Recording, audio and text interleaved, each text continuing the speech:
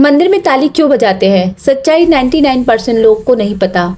रुको, महादेव की पूजा के बाद ताली बजाना, कहीं आप बड़ी गलती तो नहीं कर रहे हैं? जैसे ही हम महादेव की पूजा समाप्त करते हैं, हम अचानक ताली बजाकर दोनों हाथ ऊपर क्यों उठा देते हैं? ऐसा जैसे कि किसी के सामने सरेंडर कर रहे हो। आखिर हम भगवान को क्या दिखाना चाहते हैं? क्या ये सिर्फ परंपरा है या इसके पीछे कोई गहरा रहस्य छिपा है?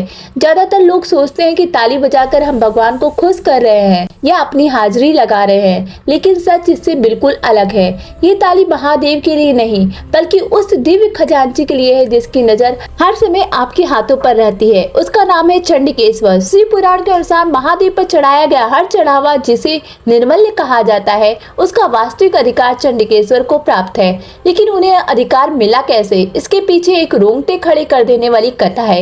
एक बालक था विचार शर्मा। बचपन से उसे वेदों का ज्ञान था और शिव जी के प्रति अपार भक्ति। वह रोज नदी किनारे रेत का शिवलिंग बनाता और जंगल की गायों का दूध उस पर अर्पित कर देता।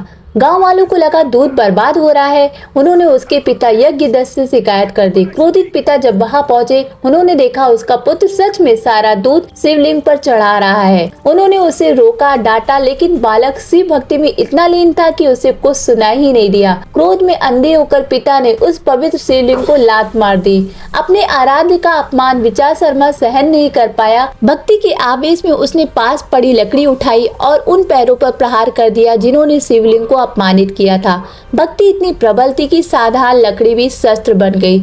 उसी क्षण स्वयं महादेव प्रकट हुए। उन्होंने बालक को गले लगाया और उसे चंडिकेश्वर का पद प्रदान किया। आदेश दिया, आज से मेरे चढ़ावे, मेरे आभूषण और मंदिर की संपत्ति का अधिकार तुम्हारा होगा। इसलिए जब हमारी पूजा समाप्त होती है, हम मंदिर से निकलने से पहले ताली बजाते हैं। ये ताली चंडिकेश्वर का ध्यान आकर्षित करने के लिए होती है। फिर हम दोनों हाथ ऊपर उठाकर दिखाते हैं कि देखो, मैं महादेव की संपत्ति का एक कण भी साथ नहीं ले जा रहा। मेरे हाथ खाली हैं, मेरा मन पवित्र है। मैं सिर्फ भक्ति लेकर जा रहा हूँ, संपत्ति नहीं। तो अगली बार जब ताली बजाओ, अपने खाली हाथ जरूर दिखाना, क्योंकि ये परंपरा नहीं, विश्वास और सत्य का प्रमाण है। ऐसे परम भक्त चंडिकेश्वर के लिए कमेंट में लिखो जय चंडिकेश्वर। और अगर आपको ऐसे सनातन रहस्य जानने हैं तो चैनल को फॉलो करो।